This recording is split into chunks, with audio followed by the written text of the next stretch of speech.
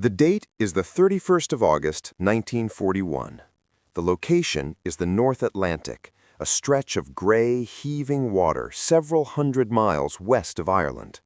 On board the British destroyer HMS Whitehall, the atmosphere on the bridge is tense. Below decks, in the Aztec hut, an operator is hunched over his console, his headphones clamped tight against the ambient noise of the ship. He hears it, a distinct ping, the return echo of his transmitted sound wave bouncing off a solid object. A contact. A U-boat is lurking somewhere directly ahead, invisible beneath the waves.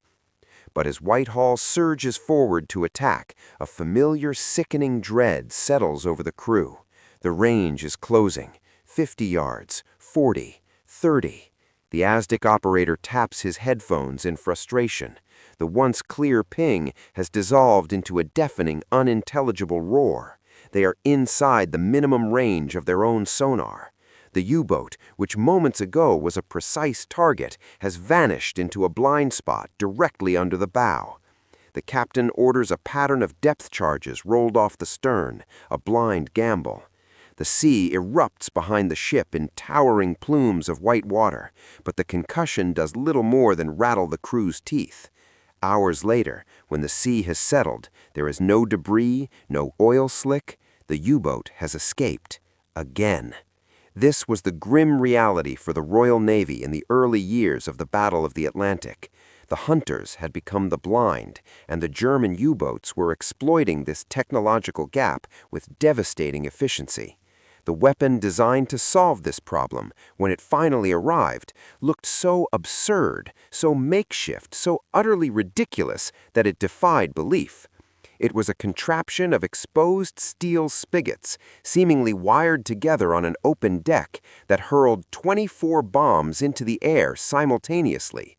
It was a weapon that looked like something cobbled together in a desperate weekend by men who had run out of options, and it would go on to become one of the most deadly and effective submarine killers of the entire war, a plywood-and-steel nightmare that the German U-boat crews came to fear more than any depth charge. To understand why the Royal Navy was pinning its hopes on what looked like an agricultural implement, one must first understand the terrifying scale of the problem it faced by 1941. Britain was an island nation, entirely dependent on the sea. Every ton of fuel, every bullet, every loaf of bread came across the Atlantic. And across those shipping lanes, Admiral Karl Dunitz's U-boats were reaping a terrible harvest. They were hunting in coordinated wolf packs, shredding the convoys that were Britain's lifeline. In 1940 alone, they had sunk over 2.5 million tons of Allied shipping. The following year would be worse. The Royal Navy's primary weapon against these underwater predators was the depth charge. It was a simple, brute force solution, a large barrel of high explosive set to detonate at a specific depth. But it was fundamentally flawed. To drop a depth charge, an escort ship had to pass directly over the top of the submerged U-boat and roll the charges off its stern. The U-boat would be directly beneath the ship at the moment of attack, and this was precisely the moment when the attacking ship was at its most vulnerable. The Aztec, for all its brilliance as a detection tool, had a critical blind spot directly ahead of the ship. As the escort closed in for the kill, the target would vanish from the sonar screen, leaving the captain to steer his ship into the unknown. The U-boat commander, listening to the approaching propellers, knew this. He would wait until the last moment, then execute a sharp turn or a drastic depth change, slipping out of the path of the destroyer, while the crew above dropped their explosives on empty water. The numbers were sobering. To sink a U-boat with depth charges was a prodigious feat. The official statistics tell a grim story. Throughout the entire war, the Royal Navy carried out over 5,000 depth charge attacks. From those 5,000 attacks, they confirmed just 85 U-boat kills. That is a success rate of less than 1 in 60. To make matters worse, even a missed depth charge attack had a perverse side effect. The massive underwater explosion churned the sea into a froth of air bubbles, creating a turbulent acoustic wall that rendered Aztec completely useless for up to 15 minutes. In that time, the U-boat, even if it hadn't been hit, could slip away into the silent depths, free to hunt again. The Navy was fighting with a weapon that not only missed its target, but actively blinded the hunter. The situation was untenable. The Battle of the Atlantic was, to put it bluntly, a battle Britain was in danger of losing. Desperate times called for desperate measures, and the place where those desperate measures were dreamed up was a ramshackle collection of departments known collectively as the Directorate of Miscellaneous Weapons Development, or as they were more colloquially known, the Wheezers and Dodgers. This was the department of last resort, a band of maverick scientists, eccentric engineers, and military officers who were given permission to think the unthinkable.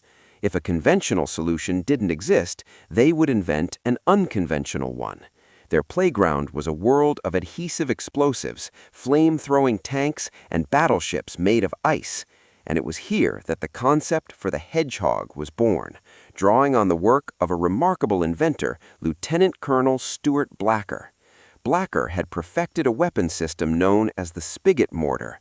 Unlike a conventional mortar, where a bomb is dropped into a tube, the spigot mortar worked in reverse. The bomb itself had a hollow tail tube that fitted over a solid steel rod, the spigot. The propellant charge was in the base of the bomb, and when it fired, it launched the bomb off the rod. It was a simple, robust system that required no heavy, complex barrel, just the spigot and a supporting base plate. Blacker had used it to create a rudimentary anti-tank weapon for the Army, the Blacker Bombard, and later the iconic PAT. The team at the DMWD, working in close partnership with Major Millis Jeffries' MIRC, the Ministry of Defense's own secret weapons factory, saw the potential immediately. If you took Blacker's spigot principle, scaled it up, and mounted 20 dozen of them on the foredeck of a ship, you could create a weapon that fired not one, but a salvo of projectiles in a high arc, landing in the water some 250 yards ahead of the ship. This was the key. The attack would begin before the ship entered the Aztec blind spot. The U-boat would have nowhere to hide. The first time a sailor laid eyes on the prototype launcher, the reaction was rarely one of awe. It was more likely a stifled laugh, followed by a shake of the head. It was, by any aesthetic standard, an ugly piece of kit.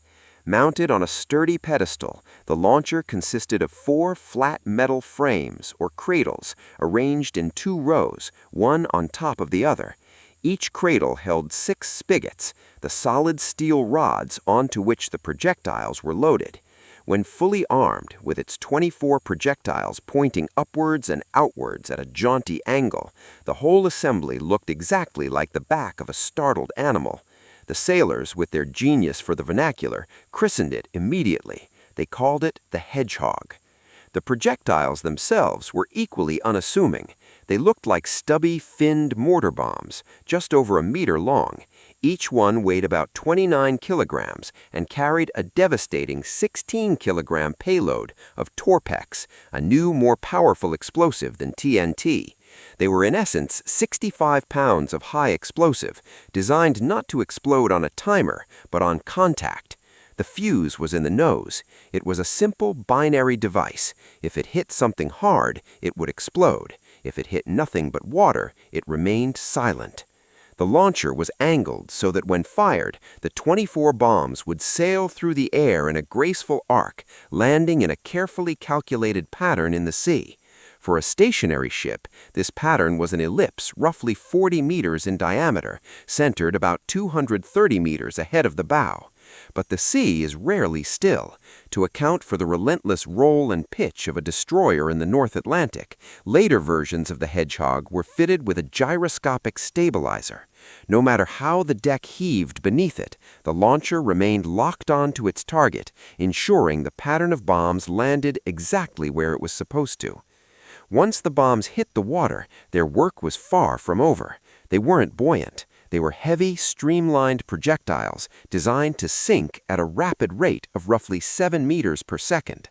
A U-boat cruising at its preferred depth of, say, 60 meters would be reached by the Hedgehog bombs in under 9 seconds. There was no time to maneuver.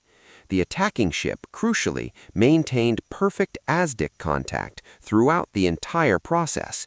The U-boat commander could hear the approaching propellers, could hear its sonar pinging off his hull, but he would have no warning of the attack itself. There was no loud splash of a canister dropping over the side, no telltale thump of a depth charge launcher. There was only the terrible, silent rain of 24 small bombs plummeting towards him through the dark water. For the crew of a Royal Navy escort vessel, however, the Hedgehog presented a psychological challenge. A depth charge attack was a spectacle. You could feel the rumble of the charges as they rolled off the racks, hear the muffled crump of the explosions astern, and see the satisfying geyser of water erupting behind you. It felt like you were doing something. The Hedgehog, by contrast, offered no such gratification. The captain would